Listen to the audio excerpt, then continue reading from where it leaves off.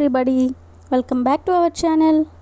ఈరోజు వీడియోలో మనం మన డైలీ లైఫ్లో యూజ్ చేసే కొన్ని వర్డ్స్ అండ్ సెంటెన్సెస్ని ఇంగ్లీష్లో ఏ విధంగా చెప్పాలో ఈ వీడియోలో తెలుసుకుందాం. మీరైతే ఈ వీడియోని స్కిప్ చేయకుండా ఎండ్ వరకు చూడడానికి ప్రయత్నించండి. వీడియో కనుక నచ్చినట్లయితే లైక్ చేయండి, షేర్ చేయండి. అలాగే మరిన్ని ఇంట్రెస్టింగ్ వీడియోస్ కోసం నా ఛానల్ని మీరు సబ్స్క్రైబ్ చేయండి. ఇప్పుడైతే మనం టాపిక్లోకి వెళ్ళిపోదామా? Let's get into the topic. First one is ఆయన రాకపోతే నేను వెళ్ళను, అంటే ఆయన వస్తేనే నేను వెళ్తాను అని. సో ఈ సెంటెన్స్ని మనం ఇంగ్లీష్లో if he doesn't come I will not go.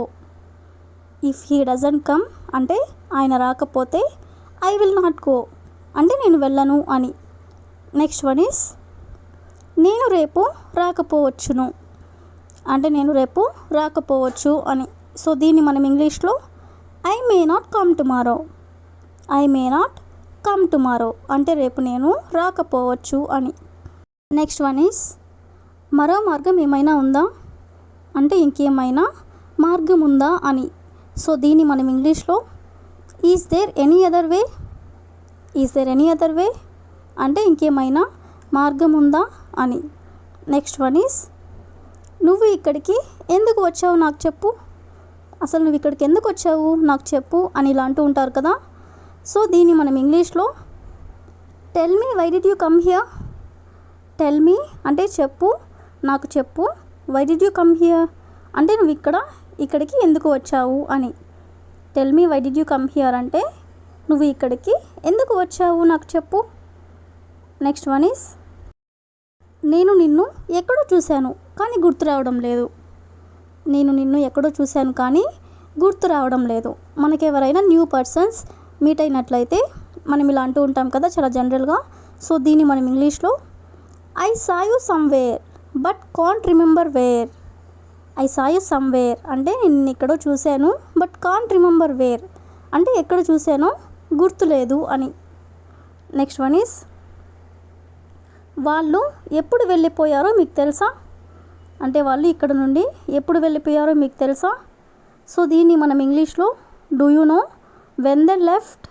Do you know అంటే మీకు తెలుసా, వాళ్ళు ఎప్పుడు వెళ్ళిపోయారో అంటే when they left. When they left అంటే వాళ్ళు ఎప్పుడు వెళ్ళిపోయారో. నెక్స్ట్ వన్ ఈస్ మీరు సరైన నిర్ణయం తీసుకున్నారు, అంటే మీరు కరెక్ట్ డెసిషన్ తీసుకున్నారు అని. సో దీన్ని మనం ఇంగ్లీష్లో you have taken the right decision. You have taken the right decision అంటే మీరు సరైన నిర్ణయం తీసుకున్నారు అని. నెక్స్ట్ వన్ ఈస్ నువ్వు వెళ్తున్నావు. నువ్వు వెళ్తున్నావు సో దీని ఇంగ్లీష్లో you are going. You are going అంటే నువ్వు వెళ్తున్నావు.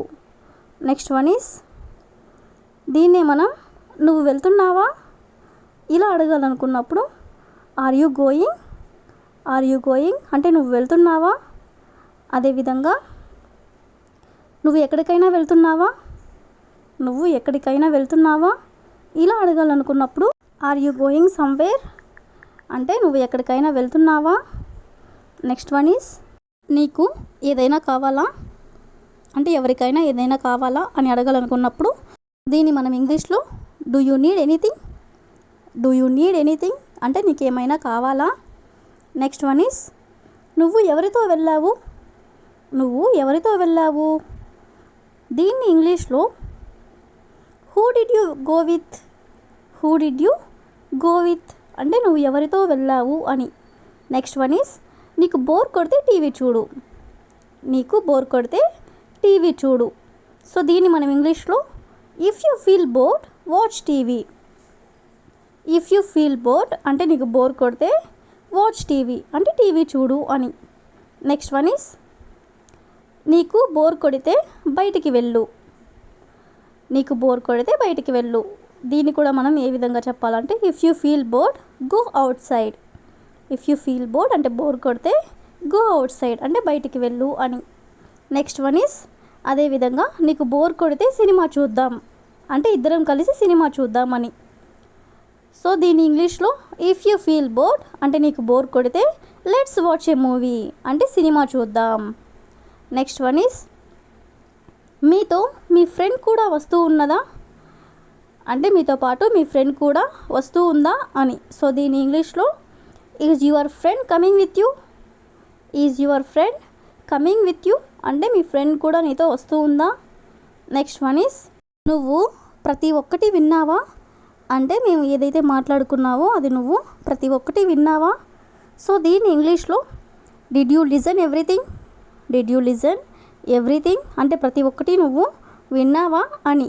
నెక్స్ట్ వన్ ఈస్ ఇక చదవడం మొదలుపెట్టు, ఇక చదవడం మొదలుపెట్టు. సో దీన్ని ఇంగ్లీష్లో you start reading from now, you start reading from now అంటే ఇక చదవడం మొదలుపెట్టు అని.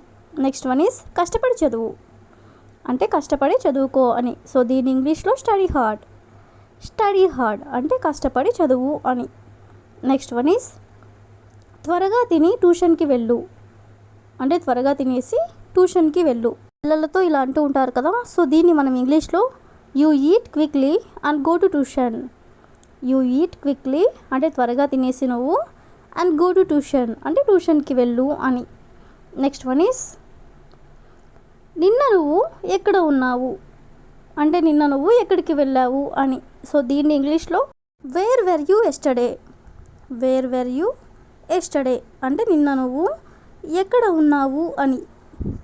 నెక్స్ట్ వన్ ఈస్ వాళ్ళు ఏమంటారో నేను పట్టించుకోను, వాళ్ళు ఏమంటారో నేను పట్టించుకోను. సో దీన్ని ఇంగ్లీష్లో I don't care what they say, I don't care అంటే నేను పట్టించుకోను, వాట్ దే సే అంటే వాళ్ళు ఏమంటారో నేను పట్టించుకోను అని. నెక్స్ట్ వన్ ఈస్ క్షమించాలి నేను మిమ్మల్ని వెయిట్ చేయించాను అంటే మిమ్మల్ని వెయిట్ చేయించినందుకు నన్ను క్షమించండి అని.